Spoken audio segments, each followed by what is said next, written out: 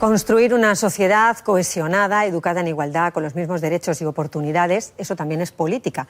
Al menos desde la política se puede hacer mucho para conseguirlo. Hoy nos visita María José Sánchez Rubio, que es consejera de Igualdad y Políticas Sociales de la Junta de Andalucía. Bienvenida. Bien hallada. Enseguida vamos a hablar de las políticas sociales, de la ley de discapacidad que hoy se publica en el BOJA precisamente, pero se nos cuela Cataluña. Vio ayer el mensaje, imagino, del rey, de Felipe VI. Pues sí, lo oí con muchísima atención y además yo creo que hay una coincidencia mayoritaria y desde luego desde el Gobierno de Andalucía con esos mensajes en defensa de la ley, del Estado del Derecho y de la igualdad entre todos los territorios. Creo que eso es muy importante y además también muy importante la llamada que hizo a la posibilidad de entendimiento desde las posturas legales, es decir, respetando la ley, que todo se puede hablar, de todo se puede discutir, pero respetando la ley. Creo que fue muy importante su mensaje. ¿Ve la misma sintonía en el Partido Socialista en Madrid?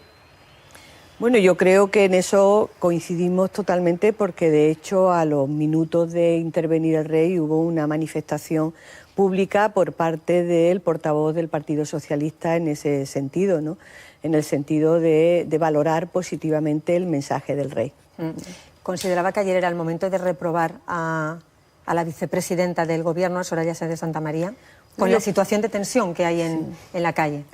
Bueno, yo creo que lo importante ayer era lo que dijo el rey, llamar precisamente a que nos unamos en torno al respeto de la democracia, al respeto de la ley y sobre todo a garantizar los derechos de todos los catalanes y catalanas, opinen de la forma que opinen y desde luego llamar también al respeto de los cuerpos y fuerzas de seguridad que están siendo en estos momentos en muchos casos acosados por hacer su trabajo.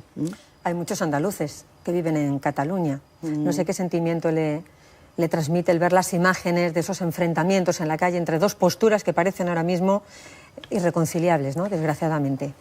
Bueno, no, es muy triste, es duro. Creo que en todo este país la mayoría estamos asistiendo con muchísima preocupación, con mucha tristeza.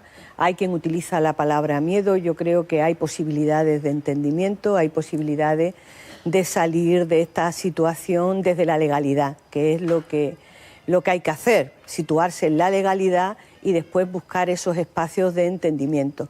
Creo que eso es vital y por lo tanto tanto los andaluces como cualquiera otro catalán, porque no solo los andaluces que viven en Cataluña pueden disentir de una actitud separatista. Hay muchísimos catalanes y catalanas que tampoco están de acuerdo y de hecho los votos que se consiguieron, en cual la representación parlamentaria sí, pero los votos que se consiguieron en las últimas elecciones catalanas, hubo más votos en el sentido de una postura constitucionalista, en el sentido de una postura de unidad, respetando, como es lógico, todo lo que establece el estatuto, que una postura separatista. Luego yo creo que hay que respetar, aunque fuera minoría, hay que respetar. Y respetar sobre todo la ley y a las personas que puedan discrepar. No puede ser que a personas como Joan Manuel Serrat o como a Isabel Coixet se le esté llamando por la calle fascista por el hecho de pensar de distinta manera. Pues hay una preocupación que planea en el ambiente, porque claro, viendo que el gobierno catalán sigue adelante con su pretensión de declarar la independencia, parece que nada le va a frenar. ¿Qué puede pasar a partir de ahí? Bueno, habrá que ver los acontecimientos como lógico. Yo creo que sí es importante que antes incluso de que hubiera comparecido el jefe del Estado lo hiciera el presidente del Gobierno.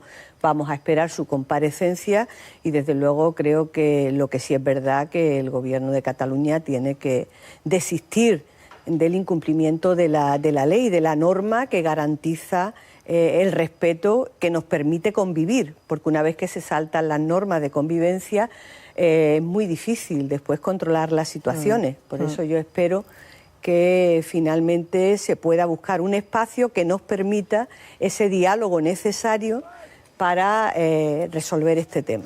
De hecho, desde el Partido Socialista sabe que hace ya tiempo en Granada planteamos lo que se llamó el pacto, el acuerdo de Granada, en representación de todas las comunidades gobernadas por los socialistas en aquel momento, en la línea de hacer una modificación de la Constitución que diera cabida a los temas territoriales que tanto nos preocupan. Y desde luego dentro del marco de la Constitución, que se pudiera hacer esa modificación de la Constitución en el marco de la norma. Creo que eso es muy importante, ese sería el punto de partida. Igualmente hemos propuesto y se ha aprobado una comisión de debate en el Congreso de los Diputados sobre este tema.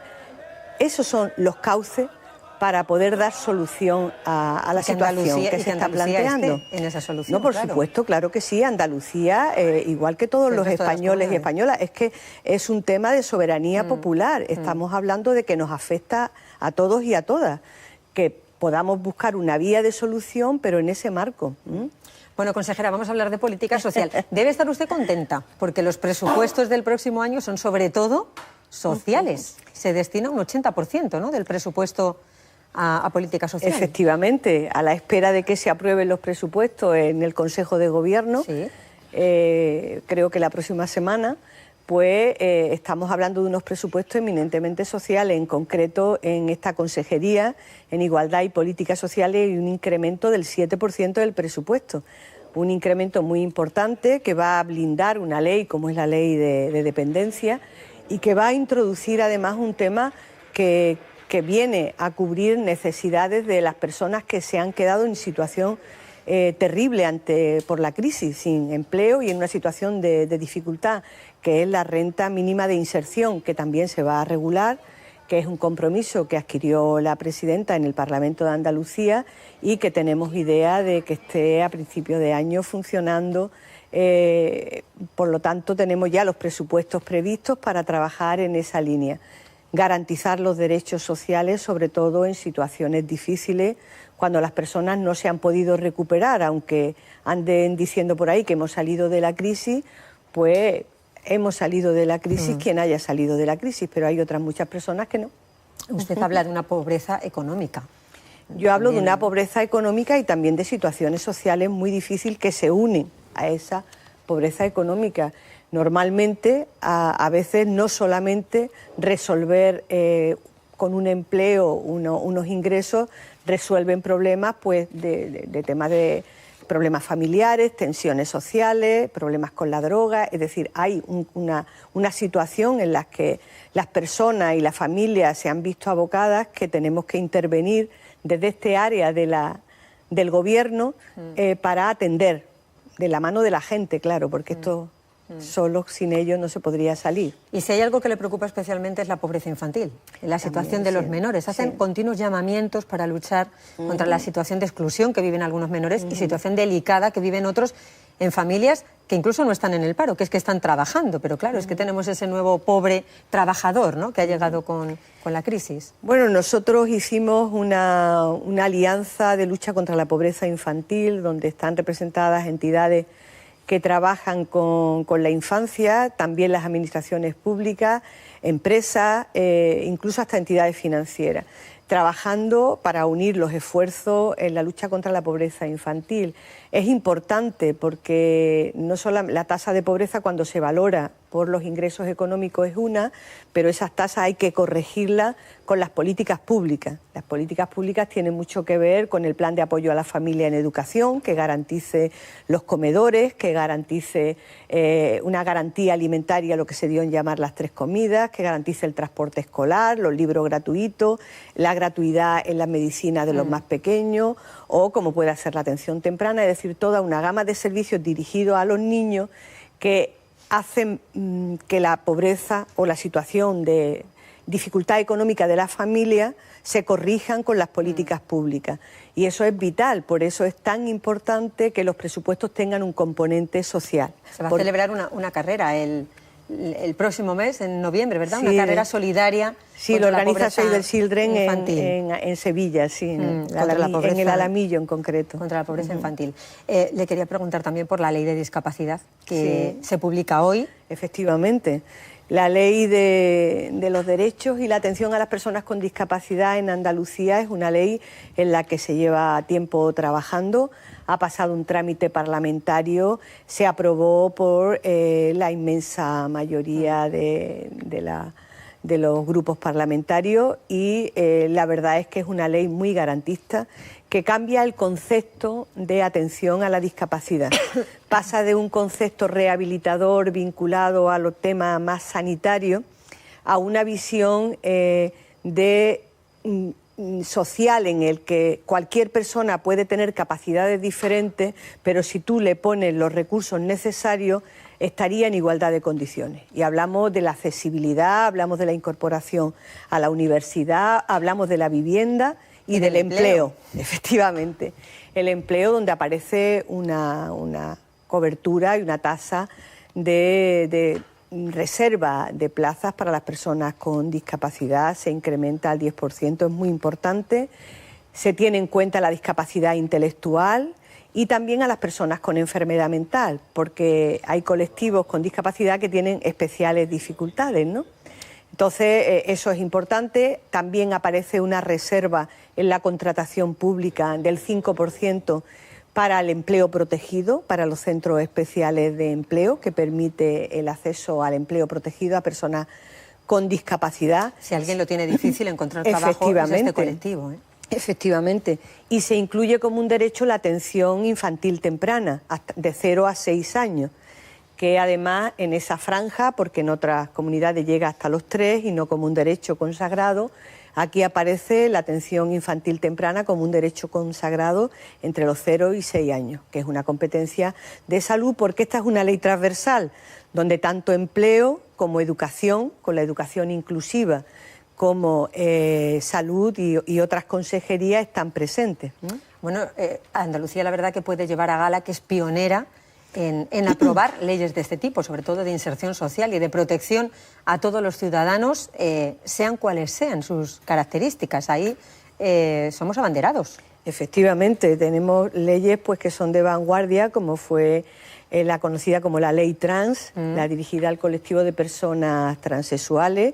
En estos momentos se está debatiendo en comisión un proyecto, una proposición de ley importante sobre el tema de las personas LGTBI, es decir, que sí que hemos trabajado, hicimos la ley de servicios sociales, ahora la de discapacidad, estamos muy avanzados, ya se aprobó ayer en comisión el texto de la ley de participación ciudadana.